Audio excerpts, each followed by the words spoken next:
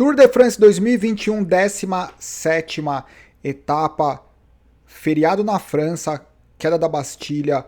Em geral, para os franceses, para a torcida, é o dia mais importante e os ciclistas franceses, as equipes francesas, elas procuram fazer o possível e o impossível para ter uma vitória de um ciclista francês ou pelo menos uma equipe francesa. Só que, em geral, alguns gringos eles conseguem atrapalhar um pouco o plano dos franceses. E 30 anos atrás, um desses gringos foi um brasileiro, que para nós ele não é gringo, ele é brasileiro, o Mauro Ribeiro, o único ciclista na história a vencer uma etapa do Tour de France. Por enquanto, é o que a gente espera. And I think he's going to sneak this one right on the line. And Brazil, and there's a turn-off for Bastille Day. It's a French team, but is he going to hang on now? As Koenigsegg comes on the left, and the Maurice Jalabert in the middle, and right on the line, he gets it. My goodness me! Sou ex-ciclista profissional. Minha carreira começou nos anos 80 em Curitiba. Mauro Ribeiro, um monstro. Essa chegada... Ah, que frio na barriga. Que, apesar de faz o quê? Faz 30 anos, a torcida é que num futuro próximo nós tenhamos outros brasileiros participando do Tour de France. A gente tem que pensar um passo de cada vez. A gente precisa ter um ciclismo mais forte dentro do país. Uma vez que isso acontece, esses ciclistas eles precisam começar a ir para a Europa, como já está acontecendo, participar do Tour de France, começar a ter bons resultados, uma boa equipe, a expectativa de ganhar uma etapa e um passo de cada vez. Eu acho que isso se consegue através de aumentar a exposição do esporte para a população, fazer com que um número maior de pessoas tenham contato com o ciclismo competitivo, porque a gente nunca sabe aonde está escondido um grande talento. Esse grande talento pode ser para o esporte, para a música, para o business, para a ciência. O que a melhor maneira de conseguir descobrir e promover e incentivar talentos é aumentar a exposição da população como um todo para o esporte, no caso. Impressionante, Mauro Ribeiro, meu. Impressionante. Ganhar uma etapa do Tour de France, cara, que coisa mágica. No dia da queda da Bastilha... Bom, vocês perceberam que eu tô sem palavras. 17ª etapa, 178 km. Como vocês podem perceber, 3 montanhas, 2 categorias 1, uma montanha fora de categoria, a última montanha do dia, 16 km de subida. Casca, um dia difícil, dia para classificação geral, dia onde tudo poderia mudar, da camisa amarela para frente. Mas esse Tour de France é da camisa amarela para trás. Mas foi um dia interessante, no mínimo interessante. Deixa eu arrumar algumas coisas aqui para a imagem ficar melhor. Super curioso. Esses são os 3 camisas, com exceção que não aparece nessa imagem, um Vingegaard que veste a camisa branca. Só que a gente precisa lembrar que o Vingegaard ele veste a camisa branca porque o Pogacar ele não pode vestir 2 jerseys. Ele acumulou, ele tem o direito de usar a amarela e a branca. O que está na segunda colocação é o Vingegaard, por isso que ele usa a camisa branca. E daí nós temos o Wout Poels, camisa branca de pelotas vermelhas, e o Cavendish com a camisa verde. Camisa verde e camisa amarela, elas estão num cenário bem particular, né? Bom, a gente vai falar sobre isso. O camisa verde, porque a maior parte dos sprintistas eles saíram, talvez os 2 que possam fazer diferença. Tem o Greipel para Champs-Élysées e para a etapa que é a etapa talvez depois, daqui 2 etapas, talvez tenha a última oportunidade dos sprintistas, daí entram outros nomes como o Michael Matthews e o Colbrelli, apesar da torcida para o Cavendish, o Colbrelli podia beliscar uma vitória. Eu acho que seria mais do que merecido. Várias movimentações no começo da etapa. Essa foi uma fuga que tinha estabelecido. Tinham 4 ciclistas franceses. A Cofidis, em especial, a última vitória da Cofidis, que é uma equipe francesa com ciclistas franceses. Eu não sei se são todos franceses, mas a maior parte dos ciclistas são franceses. 18 anos atrás, são 18 anos sem uma vitória no Tour de France, com certeza para a Cofidis, que é um dos patrocinadores mais fiéis.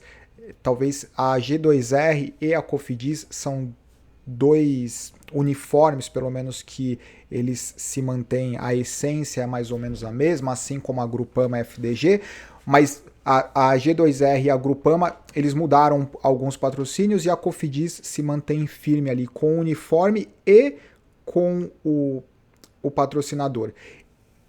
Eu tirei esse print apenas como uma curiosidade porque a gente não vê muita coisa durante a transmissão, né? E sempre quando tem uma bandeira é interessante olhar, porque nesse momento eles estão... Tá vendo uma bandeira preta ali? Parece uma bandeira dos Estados Unidos, só que branca e preta. Eu falando, parece uma bandeira dos Estados Unidos, de repente alguma bandeira importante francesa ou de outro país, e eu não sei. Mas o vento vem da direita para a esquerda do pelotão, e eles vão fazer uma curva para a esquerda, então eles vão deixar de ter o vento cruzado e vão passar a ter o vento a favor. E obviamente o pelotão fica de olho nisso para fazer alguma movimentação ou não, simplesmente como curiosidade. A fuga nesse momento tinha 7 minutos e 58. Essa era a briga da camisa branca de pelotas vermelhas, especialmente com o Outpost e o Nairo Quintana. A Arkea, ela quer tanto essa camisa que ela inclusive mandou um gregário junto com o Nairo Quintana para tentar disputar alguns pontos da camisa branca de pelotas vermelhas que está com o Outpost, mas a gente precisa lembrar que tinha aquela fuga na frente, então aqui eles estão perseguindo a fuga para tentar chegar na fuga e coletar alguns pontos para a camisa branca de pelotas vermelhas. Aqui quando eles haviam coletado o Pierre Latour, que é da Total Direct Energy, o Pierre Latour olhando para o Outpost e tentando combinar alguma coisa, só que o Outpost meio que ignorou, tipo, não vou fazer nada, tô feliz aqui, e eles se mantiveram. E o Nairo Quintana ali, nem olha pro lado, não respira. O Nairo Quintana parece que ele nem respira. Esse é o Mark Cavendish, com o trio escoltador dele, os caras que tomam conta dele. Ali atrás eu acho que também dá para ver o Chris Froome, que está gostando desse grupeto, especialmente quando está o Mark Cavendish e os 3 atletas da Quick Step, e surpreendentemente o Kwiatkowski. O que é algo, no mínimo, surpreendente ver um atleta tão importante, numa etapa tão importante, faltando 56 km no grupeto, passando manteiga no pedal. A hora que eu vi isso, esse é um outro print para mostrar os vários atletas que começavam a sofrer. Esse print de novo do grupo perseguidor tentando chegar na fuga para coletar pontos de Rei da Montanha. Aqui é o Theo Guggenhardt sobrando da Ineos. Então a Ineos se desmantelando de forma super prematura, 49 quilômetros. Esses atletas estavam no limite? Não. A Ineos decidiu dividir a equipe e falar, metade da equipe ajuda o Carapaz hoje, a outra metade ajuda o Carapaz amanhã. É possível, mas isso por si só já é surpreendente quando comparado com o comportamento geral deles, que é a equipe inteira fazendo tudo para o líder, o capitão, que nesse momento é o Carapaz. Mas, ao mesmo tempo, eu tenho falado que eles têm feito a mesma coisa e tem dado errado. Talvez eles tenham feito uma estratégia diferente. Não dá para colocar o time inteiro, tá muito pesado, muito forte. Vamos colocar o Castroviejo, vamos dividir. Vamos colocar o Castroviejo e o trem do Thomas, o Geraint Thomas hoje, e amanhã a gente coloca o Theo Guggenhardt e o Kwiatkowski. É uma possibilidade. Não tenho a mínima ideia se isso faz sentido. Esse cara, talvez, alguém fez um comentário no vídeo de ontem Falou assim, o Pogacar vai ganhar porque ninguém quer mais a vitória, ninguém quer mais o título do Tour de France do que o Pogacar. E hoje parece que isso realmente se mostrou verdade. Parece que ninguém quer mais que ele. Todo mundo quer, mas ninguém quer mais que ele. Então, essa é a diferença da feição do Pogacar. Nesse exato momento, o segundo print é a equipe UAE fazendo força. Se nós percebemos a trajetória da equipe UAE, do título do ano passado, onde obviamente todos os ciclistas, inclusive a equipe, falam assim, o Pogacar vai explodir a qualquer momento, o Pogacar vai explodir a qualquer momento. Isso faz com que a equipe, com que os atletas, os gregários, ou os atletas que nem foram, ano passado a gente precisa lembrar o seguinte, os atletas não foram contratados para serem gregários do Pogacar. Eles foram contratados, provavelmente a UAE estava lá no Tour de France para lutar por etapas ou tentar um top 10, alguma coisa. E durante o Tour de France, o Pogacar fez o que ele fez. Então, eu acho que ano passado a equipe não estava tão comprometida, existia uma dúvida nesse ano se a UAE era uma equipe que tinha estrutura e organização para defender a camisa amarela. No começo parecia que não, parecia que eles estavam extremamente passivos, mas eles estão se mostrando extremamente inteligentes, aonde eles não se desgastam mais do que eles precisam, e algo que mostra que a equipe poderia ser mais forte, mas até então não tem atrapalhado, o Pogacar ele fica de forma prematura sozinho, mas isso não tem atrapalhado em nada, porque o Pogacar tem se mostrado muito superior, mas aumentou e muito o comprometimento desses atletas com o Pogacar, porque ele já não é mais uma dúvida, ele já tem o título, ele está super sólido, então os caras passam a fazer muito, eles passam a doar muito mais para o Pogacar. E esse aspecto psicológico faz muita diferença. É que nem se você tivesse que ajudar um amigo seu. A diferença entre você ajudar um amigo seu numa prova que sempre explode o motor e você ajudar um amigo seu que você sabe que não vai explodir o motor. Então quando estiver na subida que você estiver sofrendo, se você sabe que ele vai explodir o motor, fala assim, vai que eu sei que você vai explodir. Se você tem certeza que ele precisa de você e que ele não vai explodir o motor, você vai dar tudo. Calma aí. Esse é o Mikkel Bjork, que era um dos atletas da UAE que sobrava. Nesse momento, 34,7 km, talvez tenha sido a etapa onde o Pogacar tenha tido mais companhia dos atletas da UAE por mais tempo no momento decisivo. Então ele continua com 4 atletas, 3 atletas na frente, o Pogacar e um atleta da UAE atrás. Eu imaginei pelo posicionamento do Van Aert, eu imaginei que o Van Aert poderia fazer algo excepcional junto com o Sepp Kuss para trazer o Vingegaard. Quando vocês olham nessa imagem, o Vingegaard ele está na roda do Van Aert. Outro atleta que eu pensei que poderia tentar a vitória é o Julien Alaphilippe, porque ele é francês, dia da queda da Bastilha, eu pensei que ele estaria ali e eu pensei que o dia seria do Julien Alaphilippe. Totalmente errado minha previsão, pelo contrário, ele sobrou e não tentou fazer nada. Esse era o atleta da Cofidis, que tentava se destacar nesse momento. Eu não sei porque que a imagem ficou invertida, ele tinha 3 minutos e 55 de vantagem, dava a impressão que poderia acontecer algo se o pelotão, se o grupo do Camisa Amarela não aumentasse o ritmo, o que era algo improvável. De qualquer forma, esse cara, ele fez muita força, o da Cofidis. Mas num determinado momento ele foi pego pelo atleta da AG2R, então eram 2 franceses. O Pérez, lembra do Pérez que ele apareceu nas primeiras etapas, super forte, ele deu uma descansada, não apareceu na fuga por alguns dias, e nas últimas 3 etapas ele apareceu novamente na fuga. Então é o Godon, David Godon, não o Gadu ou Godu, e o Pérez. Então eram os 2 franceses que tentavam a vitória de hoje. Essa imagem que ficou errada é mostrando de novo a UAE com trem de embalada não, né? Protegendo o Pogacar de forma excepcional. O David Fórmulo foi um cara, está sendo um cara super importante para o Pogacar. Julien Alaphilippe com 13,9 km, era o momento que ele começava...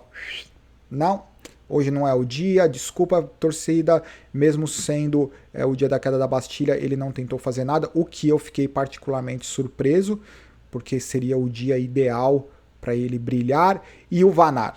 E daí vem aquela história, o que está acontecendo com a Jumbo-Visma? Porque o Van Aert, ele com certeza ele teria a perna para fazer algo a mais pelo Vingegaard. Por que ele não fez, eu não tenho a mínima ideia.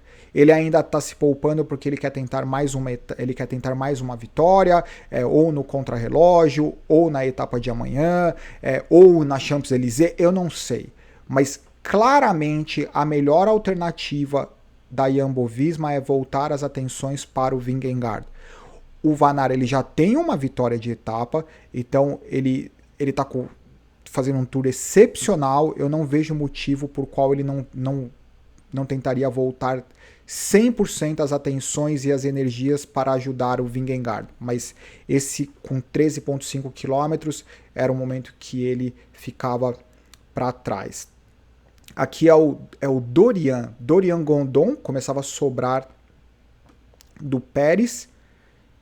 E esse é o Pérez, focado, só que a 13 km eles já estavam na última montanha. Lembra que a última montanha são 16 km, é uma montanha extremamente longa, 16 km, com inclinação média de 11%, 12%, com trechos de 14%, 15%. É bem duro, é uma montanha extremamente dura. Ele tinha 3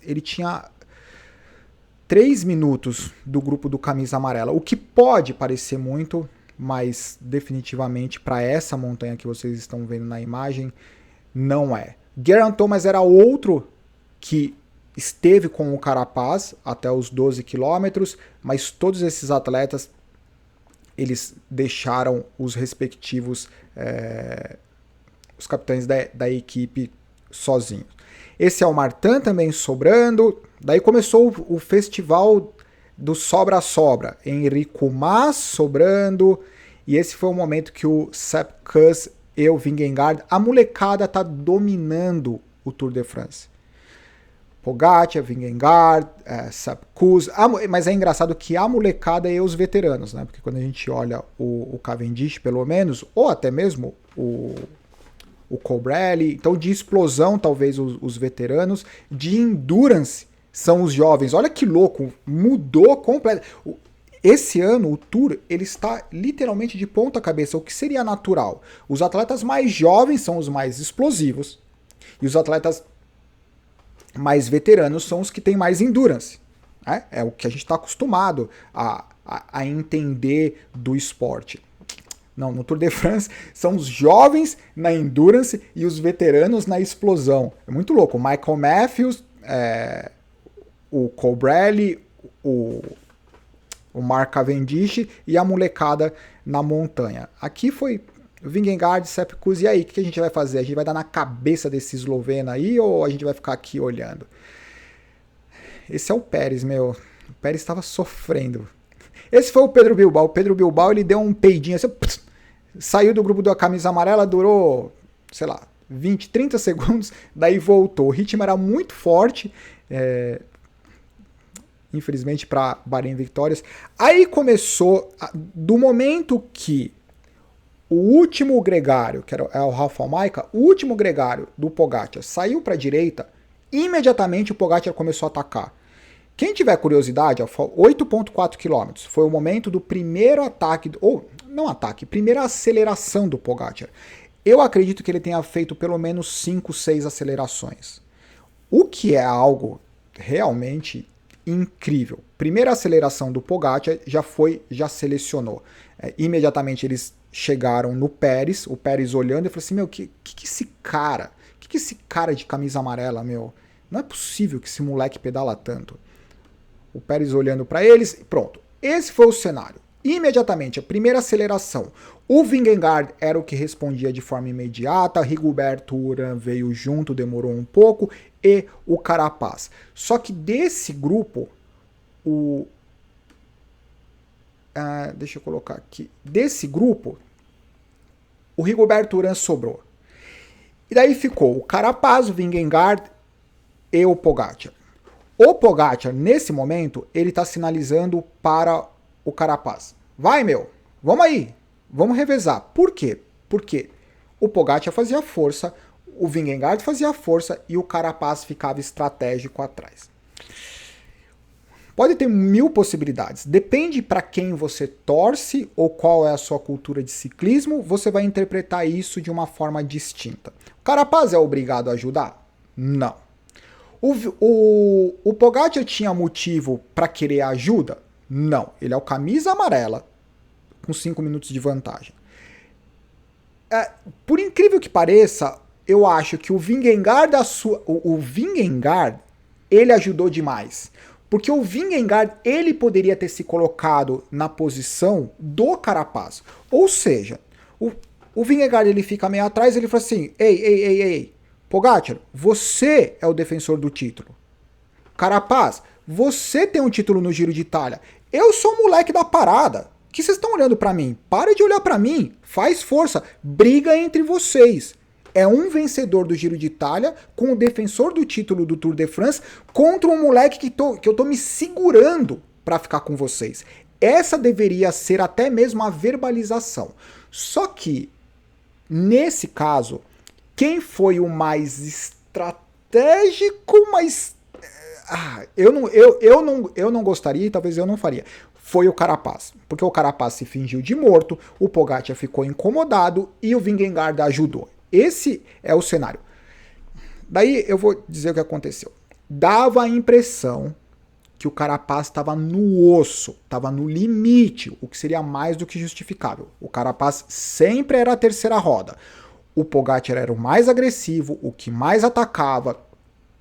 O Vingegaard, ele passava pela frente, fazia força, não fazia muita diferença em relação, não é que ele acelerava. Toda vez que o Pogacar ia para frente, o ritmo mudava. O Vingegaard ia para frente, diminuía um pouco o ritmo, e o Carapaz com a cara de morto, com a cara de fazendo muita força. Até o momento que, faltando 1,3 km, o Carapaz atacou. Pode atacar depois de ter fingido de morto? Pode, é claro que pode atacar. Só que se for bater, Carapaz, bate com força. Não vem me dar esse jabzinho. Porque o que aconteceu? Sabe aquele cara que falou assim, divide o bolo? Não, não vou dividir o bolo. Não vou ajudar. Ah, você não vai ajudar? Não, não vou ajudar. Tá bom então. Daí ele falou, não vou ajudar, eu tô morto. Daí atacou. Se atacou, ganha. Agora, atacar de um grupo que você não fez nada, de um grupo que o pessoal, vamos aí, não fez nada, e tomar na cabeça dos dois, aí foi bonito. Aí eu tenho que dizer que o Carapaz mereceu o direto. O Carapaz ficou no jabzinho. Meu, chegou o Pogacar, mas deu um direto no nariz do Carapaz, que o Carapaz caiu para trás. Daí quando ele foi levantar, chegou o Vingegaard, que não tem um direto tão forte, mas puf, daí o Carapaz desmaiou de vez. Foi interessante esse final. E de novo, quem que é o ciclista do dia? Me fala. Ok, Pogacar atacou. Quem foi imediatamente, o Carapaz atacou. Quem foi imediatamente na roda do Pogacar, oh meu Deus do céu, o Carapaz atacou. Quem foi imediatamente na roda do Carapaz foi o Pogacar. E eles estão indo em direção ao buraco negro, ao túnel. O Vingegaard sobrou. O Vingegaard se desesperou? Não, o que é incrível para um moleque que nunca esteve nessa situação. Ele não se desesperou, ele manteve o pace dele. O que aconteceu tendo mantido o pace dele? Olha só, falta 419 metros. Olha a distância. Era o trecho mais inclinado. Ele não se desesperou. O Pogacar é minha. Meu, Pogacar é um monstro. O Pogacar, sabe qual foi o problema do Carapaz? Ele mexeu com um cara que ficou bravo. E o cara que é bravo, que sabe o que faz, é o cara bravo, que sabe o que faz e é o mais forte. Mexeu, literalmente, sabe aquela história? Mexeu com o cara errado. Nossa, Carapaz, vou te falar, meu. Vai ser difícil explicar lá em casa, hein? O Pogacar passando a linha de chegada em primeiro, o Vingegaard em segundo e o Carapaz em terceiro. Esse é o Pogacar fingindo que estava cansado, que estava morto. Na verdade ele estava assim, mais um dia no escritório. Que pena que não é sexta-feira. Pogacar, pelo amor de Deus, meu. Pogacar, Vingegaard, Carapaz. fica de olho no Gaudu. Ben O'Connor, Kelderman, Bilbao e Guita. Só que na classificação geral, o que aconteceu é que agora a gente tem o Pogacar, o Vingegaard mais do que merecido, o Carapaz, então o Vingegaard conseguiu uma diferença de tempo, o Rigoberto Urán, Ben O'Connor. Daí a situação ficou delicada agora para o Rigoberto Urán, O'Connor. Eu acho que o Rigoberto Urán ele vai continuar mirando o pódio. Se ele vai conseguir entrar nessa faixa dos 5 minutos para conseguir brigar com o Vingegaard e o Carapaz, não sei. Eu estou ansioso para descobrir qual que vai ser o clima e a estratégia do pelotão amanhã por conta do que aconteceu entre esses 3 ciclistas. Eu acho, de novo, ninguém tá errado, ninguém fez nada errado. Tudo isso que eu tô falando é uma brincadeira e depende para quem você torce. Obviamente, você acha que a pessoa deveria ter feito algo diferente ou tá certo o que fez. O resumo. Eu acho que o Pogacar ele não tinha motivo para ficar tão ansioso em querer com que alguém ajudasse, mas ele tá tão forte que ele não tá preocupado, assim, ele não tá administrando. Nessa etapa, foi a primeira etapa que ele não administrou. Ele falou, vou atacar, eu quero largar esses caras. Entendeu? E ele não conseguiu, então ele começou a tentar, vamos ajudar todo mundo para esse trio se deslocar da classificação de todos os outros que estão ficando para trás.